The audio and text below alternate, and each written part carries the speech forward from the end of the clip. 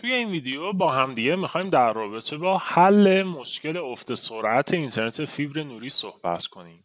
خیلی از مشترکین با ما در تماس هستن و میفرمایند که سرعتی که باید سرعت واقعیمون نیستش. آیا این همون سرعتی هستش که اینترنت فیبر نوری بهش میگفتن؟ الان میخوایم یه سری از موارد رو بررسی کنیم، ببینیم شرایطش چجوریه. آیا راهکاری داره که سرعت اینترنت فیبر نوری خودمون رو به بالاترین حد ممکن برسونیم یا خیر؟ پس در ادامه ویدیو با بنده همراه باشید.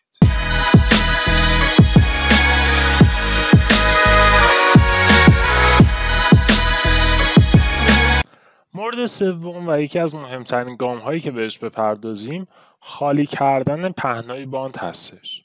پهنای باند چیه؟ به عنوان مثال بنده دارم در حال استفاده از اینترنت هستم. پدر من در حال استفاده از اینترنت هستش، مادر من در حال استفاده از اینترنت هستش. همه اعضای خانواده در حال استفاده از اینترنت هستیم. این طبیعتاً پهنای باند شما رو اشغال میکنه. من 8 مگ استفاده میکنم، پدرم 10 مگ استفاده میکنه، مادرم 20 مگ استفاده میکنه. پس بنابراین همین باعث میشه که سرعت شما پایینتر بیاد. چون این سرعت به عنوان مثال 400-500 مگی رو بگیریم بین چند نفر تقسیم میشه.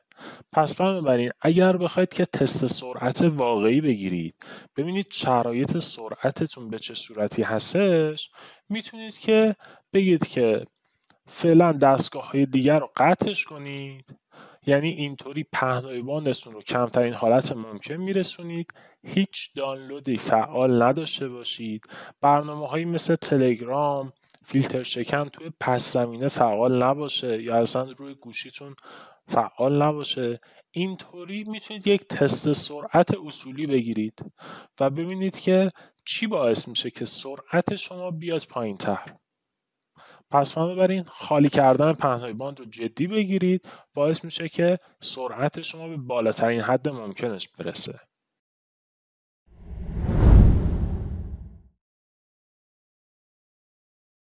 بعضا صورت گرفته که مشترکین در تماس بودن، با کابل لن هم بررسی میکردن، همه شرایطشون هم نرمال بوده ولی سرعت لازم سرعتی که میخواستن نبوده. این به دلیل عدم کشش کارت شبکه شما هستش. باید حتما دقت کنید که کارت شبکه شما گیگ هستش یا فست هستش. کارت شبکه های فست نهایت سرعتی که پوشش میده نهایتش 100 مگابیت پر سکند هستش، محدودیت داره. ولی کارت شبکه هایی مثل کارت شبکه گیگ 1000 مگابیت پر سکند رو پوشش میده. پس بنابراین به این نکته ظریف هم حتما دقت کنید که نوع کارت شبکتون از چی باشه. داخل سایت fastmodem.ir اگر واردش بشید یه مقاله هست تحت عنوان افت سرعت فیبر نوری. این موارد رو به صورت کامل براتون توضیح دادم که کجا برید نوع کارت شبکتون رو بررسی کنید، ببینید که نوع کارت شبکتون چی هستش. پس موارد رو رعایتش کنید. موارد دیگه هم هستش که در ادامه میخوایم بهش بپردازیم.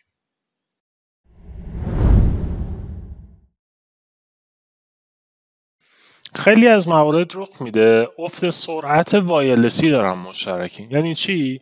یعنی یه مشترک تماس میگیره، روی گوشیش تست سرعت میگیره، میگه سرعتی که بهم میده اون سرعت لازم نیستش، یعنی شرایط سرعتیش زیاد نرمال نیستش. من سرعت بالاتر میخوایم، سرعت بالاتر خریداری کردم و باید همین سرعت رو بهمون بده.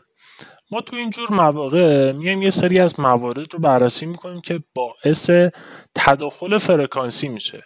ممکنه توی منطقه شما تداخل فرکانسی بالا باشه و باعث بشه این سرعت وای فای شما پایین بیاد، یا داخل مثلا یه مجتمع یا برجی سکونت دارید که تعداد مودم هایی که داخل اون برج هستش زیاد هستش و همین باعث تداخل فرکانسی میشه. کاری که باید انجام بدید، البته داخل سایت فست مودم همه اینا به صورت کامل توضیح داده شده.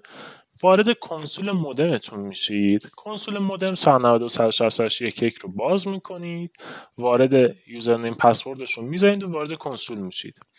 قسمتی دارید به نام چنل. چنل روی باند فرکانسی 2.4 گیگاهرتز و 5 گیگاهرتز متفاوت هستش. چنل باید روی 1 باشه، یا باید روی 6 باشه، یا باید روی 11 باشه. موردی که خیلی از کاربرها بهش توجه نمی‌کنن پهنای باند فرکانسی هستش. وقتی افت سرعت وایرلسی دارید باید بررسی کنید ببینید که به چه پهنای باند فرکانسی متصلید. به 2.4 گیگاهرتز متصلید یا به 5 گیگاهرتز متصلید. چه تفاوتی با هم دیگه داره؟ 2.4 گیگاهرتز فاصله پوشش دهیش زیاد هستش ولی سرعتش پایینه. ولی 5 گیگاهرتز برعکس هستش. فاصله پوشش دهیش کمه ولی سرعتی که بهتون میده خیلی بالاتر از سرعت پهنای باند فرکانسی 2.4 گیگاهرتز هستش. پس بنابراین سرعت زیاد، فاصله کم، توی 2.4 سرعت کم، فاصله زیاد و همین روال بررسی هستش که ما انجام میدیم ببینیم که مشکل افت سرعت مشترکین به چه صورتی هستش. روی پهنای باند فرکانسی هم، روی پهنای باند فرکانسی 5 گیگاهرتز هم یک چنلی وجود داره. پیشنهاد میشه رو حالت اتوماتیک باشه یا میتونید روی 36 یا 48 هم یه بررسی داشته باشید. اینطوری باعث میشه که سرعت شما به بالاترین حد ممکن توی موارد وایرلسی بشه. پس حتما به این نکته توجه کنید.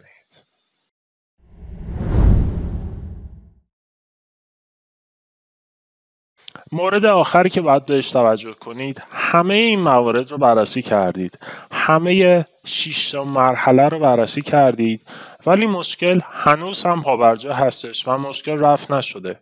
چی کار باید کنیم؟ کاری که میتونید انجام بدید این هستش که 2 تا راهکار دارید. راهکار اول این هستش که مودمتون رو کلاً یک بار ریستش کنید، ریست یا تنظیمات رو کارخونه کنید، دوباره از اول تنظیماتش رو انجام بدید. اگر خودتون با ریست کردن آشنایی ندارید وارد سایت fastmodem.ir بشید. تنظیمات مودم های مختلف، مودم های فیبر نوری مختلف براتون زده شده و میتونید که شرایطش رو چک کنید. راهکار دوم این هستش که با پشتیبانی فنی شرکت ارائه دهنده اینترنت خودتون تماس بگیرید، درخواست کارشناس حضوری بدید، بگید که همه موارد بررسی شده، همه موارد چک شده ولی مشکل رفع نشده. کارشناس حضوری میاد بررسی میکنه، دراب کشی‌هاشو بررسی میکنه، FAT مینی FAT ها رو چک میکنه، ببینه که مشکلش از کجا هستش تا این مشکل رو به صورت کامل حلش کنه.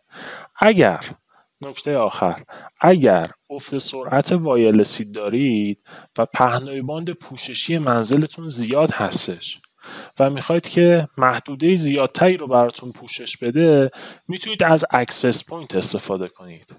میتونید وارد وبسایت fastmodem.ir بشید. یک سری اکسس پوینت هایی مخصوص به مودم های فیبر نوری در سایت fastmodem.ir قرار گرفته شده که میتونید این اکسس پوینت ها رو خریداری کنید. این اکسس پوینت ها باعث میشه که پهنای باند پوششی زیادی رو در اختیار شما قرار بده. به عنوان مثال باند 5 گیگاهرتز که نهایتش مثلا تا 3 یا 4 متر یا اصلا 7 یا 8 متر جواب میده، شما با خرید اکسس پوینت 5 گیگاهرتزی که ساپورت کنه باعث میشه که کل منزلتون رو پوشش بده و همین باعث افت سرعت اینترنتتون میشه. امیدوارم تا به اینجای کار از موارد لذت برده باشید. باز هم اگر سوالی نکته‌ای بود حتما در سایت fastmodem.ir قسمت نظرات بپرسید. به سوالات سعی میکنم جواب بدم. باز هم اگر موردی بود میتونید بپرسید و خوشحال میشم جواب بدم. تشکر از شما. امیدوارم لذت برده باشید. خدا نگهدار.